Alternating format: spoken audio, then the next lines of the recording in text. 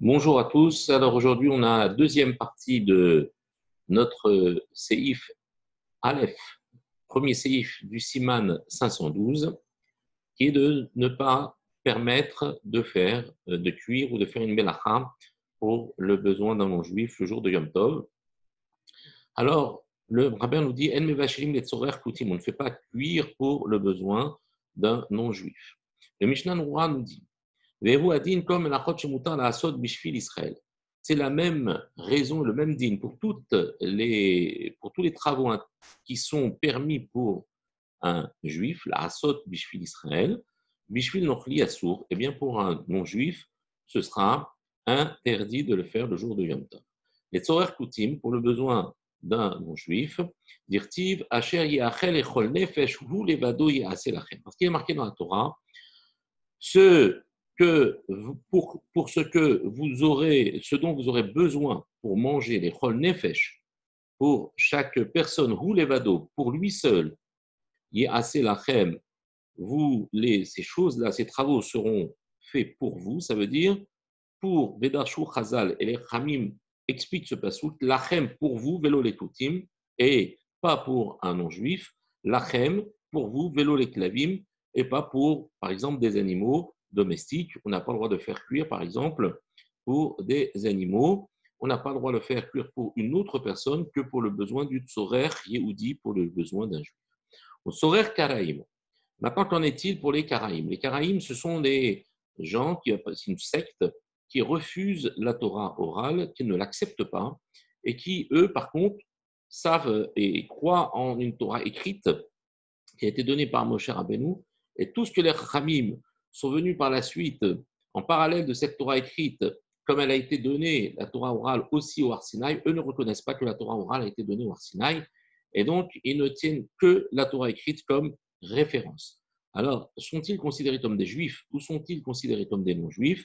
Betchouvat Rabbi Betzalel, dans les tchouvot, dans les responsables de Rabbi Betzalel, dans le Siman 63, Osser, il interdit de faire la moindre mélacha pour ces gens-là, même si ils reconnaissent être juifs, eux, mais étant donné qu'ils renoncent à la Torah orale, eh bien, ils sont à ce titre-là considérés comme des non-juifs, on n'a pas le droit. Et il y en a qui disent non, c'est permis pour eux parce que ce sont des égarés. Ce sont des gens qui se trompent. Et ce ne sont pas des gens qui le font de manière, comment dire, de manière intentionnelle. Ils ont comme ça une tradition, bon, ils se trompent, ils sont dans le mauvais chemin, mais ils ne seront pas pénalisés comme des non-juifs et on pourra, selon cet avis, faire cuire pour eux. Et ils ont en fait, ils ne véhiculent que le minhag de leurs ancêtres et donc ils ne sont pas des gens prémédités. Au Moutar, la Avodat Kochavim, au Moumar, pardon. Et un Moumar, c'est-à-dire un renégat, la Avodat Kochavim qui pratique l'idolâtrie, mais qui est juif, ou alors, les Halel Shabbat de Farasia Dino Terakoun. Si maintenant il y a un juif qui profane Shabbat de manière publique, sans gêne, alors Dino Terakoun, son din, il est comme un non-juif. Et d'après le Mishnah Berurah ici, on n'aura pas le droit de préparer pour lui à manger ou faire cuire quelque chose spécialement pour lui. Les Azimino, alors dans le cas où il doit l'inviter,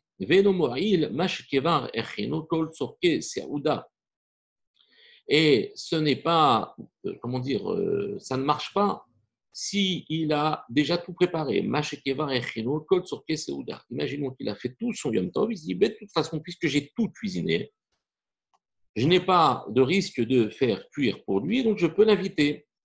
D'accord.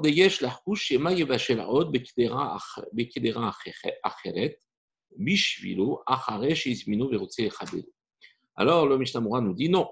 Ici, même s'il a tout préparé, il y a lieu, il y a lieu de craindre. Peut-être qu'il va cuire Od encore, dans une marmite, une autre marmite, Bishvilo pour lui,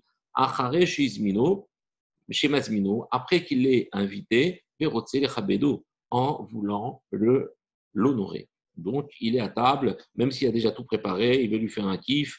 Et il dit, est-ce que vous n'avez pas un petit peu de... Ah non, j'en ai pas, mais je vous apporte ça tout de suite, ou me faire cuire de l'eau pour un café, des choses comme ça. c'est interdit. C'est pour ça qu'on n'a pas le droit de l'inviter. Shema Yarbe Bishvilo, de peur, peut-être qu'il va augmenter pour lui. Pirouche, Shema Yevachel, Kedera, Levada. Peut-être qu'il va, nous dit le Mishnah Berurah, faire cuire une marmite à part. Shelo Hayam Evachel, qu'il n'avait pas fait cuire. Im lo bishvil akum, et si ce n'était pas pour le juif, eh bien il n'aurait pas cuit de cette marmite. Le non-juif, il n'aurait pas cuit de cette marmite, donc c'est interdit. Au Mishumachi, et pour, à cause de cela, Yesh eter lekame be'avdo de en nachush shema yevashel bekdera acheret bishvilo. Et c'est pour ça qu'il est permis de, comment dire, au sujet de son serviteur, il n'y a pas de risque si jamais il fait cuire dans sa marmite à lui et en fait plus pour son serviteur, il n'y a pas de risque qu'ensuite cette marmite, il en fasse une nouvelle pour son serviteur, puisque ici, il n'est pas dans une démarche de vouloir l'honorer, il fait partie de sa mère.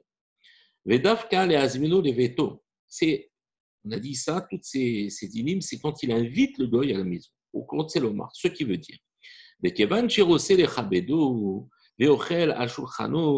Du fait qu'il veut l'honorer, et qu'il mange à sa table.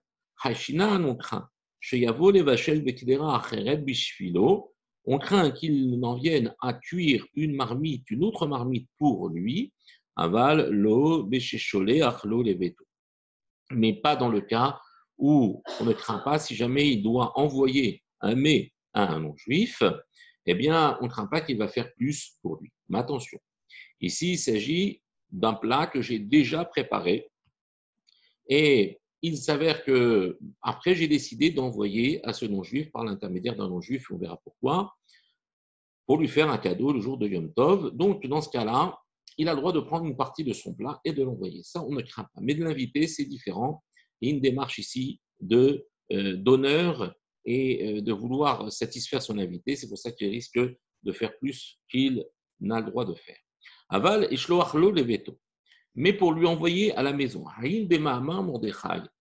Regarde dans le Mahamar Mordechai, ve'od kama haonim, mais dans d'autres décisionnaires, des derniers décisionnaires, chez Iskimu, de Dafka im sholeachlo mima she'echin le'atzmo. Quand est-ce qu'il a le droit d'envoyer chez lui des plats le jour de Yom Tov en cadeau? C'est uniquement s'il a déjà préparé, d'accord, im sholeachlo mima she'echin le'atzmo, qu'il lui envoie de ce qu'il a préparé pour lui, que le juif a déjà préparé pour lui. Il n'a pas fait cuire pour le jour de Yom Tov à ce goy et il lui a envoyé. Là, ça revient au même. C'est interdit au même titre que s'il l'avait invité chez lui. Là, il s'agit qu'il a déjà le plat, il est déjà prêt. Il décide de prélever une partie de ce plat pour le donner à un non-juif en cadeau. Ça, c'est permis. Mais si jamais il lui vient dans l'esprit, dit tiens, je vais faire un cadeau à un goy, il est en train de faire à manger, et au lieu de faire à manger 500 grammes de viande, il va rajouter 200 grammes de viande pour le goy. Mais il le fait dans la même cuisson, dans la même marmite. Même ça, c'est interdit. À filou, beota kedera chez Michel, gamken les hatzmo, même dans la marmite qu'il fait, dans laquelle il fait cuire pour lui-même, assour, c'est interdit. Des kevan chez marbe bishvilo chaishnan chez yavo les vachel avoda avuro pardon bekedera acheret. Du fait qu'il va faire en plus dans sa marmite. Et même s'il rajoute, alors que c'est sa marmite à lui, sa marmite du juif, c'est son plat, mais il rajoute, on craint qu'il n'en vienne ensuite à faire cuire pour lui et seulement pour lui, Bakedera Acheret dans une autre marmite, ce qui est l'essence même du issou, ou Misé tiré des Machenoadim Rabim Lishloar Beyom Tov de Ron et Nochri, chez Osele Chabedo.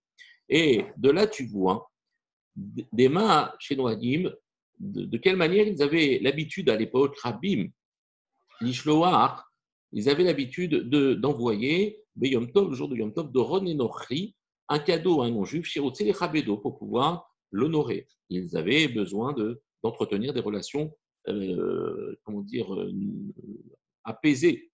Umosifin Bishvilo, et on va lui rajouter pour lui. Chez l'Okadine, ça, ce n'est pas permis, ils ne le font pas d'une manière permise au signe, de la manière dont ils pratiquent. Donc, je répète maintenant parce que j'ai mal de. Et ils ne font pas comme il faut si jamais il rajoute pour lui, même s'il lui envoie en cadeau. Et c'est évident, il n'est pas nécessaire de dire qu'il est interdit de faire cuire un pain, bishvilo pour lui, halachat, une chala à part entière pour lui. Kemo chez Noadim, comme on avait l'habitude. Ola, sot bishvilo, ou de faire pour lui une sorte de plat qui s'appelle harem zil ou belid sins. C'est un plat dont je ne connais absolument pas du tout l'origine, mais ici il nous explique des kol echad ve'echad tsarir tircha le'atzmo. Parce qu'en fait, chaque plat est un plat qui nécessite une confiture particulière et une fatigue particulière. Vegam en echad mashbiar mehamat haribut. Et ça, c'est une notion qui nouvelle, qui est intéressant, qu'on verra, Be'ezat Hashem approfondira par la suite. Ici, le texte nous dit en echad, et un mashbiar ne rend pas meilleur mehamat haribouille à cause de l'abondance. Ici, ça veut dire que si jamais je fais ce plat, si j'en fais plus, même si l'intention d'en faire plus pour le goy, et bien le fait d'en faire plus, ça ne va pas rajouter du goût, ça ne va pas améliorer le goût. Mais dans le cas, par exemple, de la viande, imaginons que je veuille envoyer de la viande à un goy et que moi, je suis en train de faire de mon plat, je fais un plat de légumes avec de la viande, j'ai 500 grammes de viande qui est la ration que je réserve pour la famille, et je rajoute 200 grammes pour le goy. Eh bien, le fait de rajouter 200 grammes pour le goy, on a dit que c'était interdit de rajouter dans la marmite. Mais ici, étant donné que 200 grammes de viande que je vais rajouter vont apporter encore un meilleur goût à mon plat, c'est-à-dire aux légumes qui cuisent avec 500 grammes de viande, le goût est différent qu'avec 700 grammes de viande. Donc, dans ce cas-là, j'aurai le droit de rajouter. Pourquoi ? Parce que ce que je vais rajouter rend meilleur parce que justement, il est devenu plus important. Donc, dans ce cas-là, ça sera permis de rajouter pour pouvoir faire cuire, pour pouvoir donner au goy, puisque au moment où je rajoute, ça m'apporte quelque chose à moi au niveau du goût. Mais dans ce cas-là, ça n'apporte rien. C'est pour ça qu'il est interdit de le faire. Et là, philo mach et marbin me bachel bishfilo dagin. Même si j'augmente ma quantité de nourriture et je fais cuire pour lui, par exemple, du poisson que je rajoute, même si je le fais avec mon plat, même pour le besoin du juif, un sourd c'est interdit, comme on a vu plus haut, et c'est comme cela que cela me paraît. Mais il y a parmi les acharonim chez Mekilim qui sont plus cool, même quand il rajoute à son plat qu'il est en train de faire cuire d'une seule et même marmite, eh bien, il y en a qui sont Mekilim, qui disent, bon, allez, on peut autoriser dans ce cas-là, même de rajouter pour le non-juif, à partir du moment où ça fait partie de la même marmite, la marmite du juif, même si ça ne rajoute pas un goût meilleur, mais il y en a qui permettent.